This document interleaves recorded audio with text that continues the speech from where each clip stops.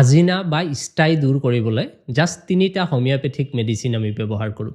আজিনাটো সাধাৰণতে ষ্টেফাইলককাছ ইনফেকশ্যন হয়। আমাৰ যে ফহা হ'লে যিটো বেক্টেৰিয়া ইনফেকশ্যন কৰে, সেম বেক্টেৰিয়াই আপোনাৰ চকুৰ আইলিডত যদি ইনফেকশ্যন কৰে, তাত ষ্টাই ডেভেলপ হয়।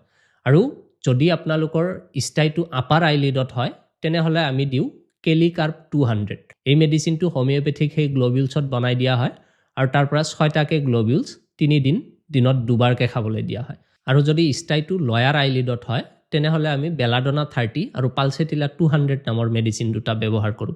এই দুটাও সেই হোমিওপ্যাথিক গ্ল'বিউলছত বনাই দিয়া হয় আৰু তাৰে 6টাকে দিনত 2বাৰ 3 দিনলৈকে কণ্টিনিউ কৰিব দিয়া হয়। ষ্টাই হৈ থকা সময়ত আপোনালোকে মেডিচিনৰ লগতে নিজৰ চকুৰ হাইজিনৰ ওপৰতো গুৰুত্ব দিব লাগে। আপোনালোকে নিজৰ চকু বহুত ক্লিন ৰাখিব লাগে। যদি আপোনালোকে ধূলি-বালি জেগাত ওলাই যায়, সেইটো সময়ত আপোনালোকে সাধাৰণতে ছানগ্লাছ ব্যৱহাৰ কৰিব লাগে। বেছিভাগ ষ্টাই কেছ আমি জাষ্ট এই 3টা মেডিচিনতে ঠিক কৰিব পাৰোঁ। মোৰ চেম্বাৰ ধুবুৰী জিলাৰ চাপৰ টাউনত। যদি আপোনালোকে চাপৰ টাউনলৈকে আহিব পাৰে, তেনেহ'লে এনেকুৱা ধৰণৰ সমস্যাবোৰৰ চিকিৎসাৰ কাৰণে আপোনালোকে এই স্ক্ৰীনত দিয়া নম্বৰটোত কল কৰি মোৰ চেম্বাৰটো আহিব পাৰে।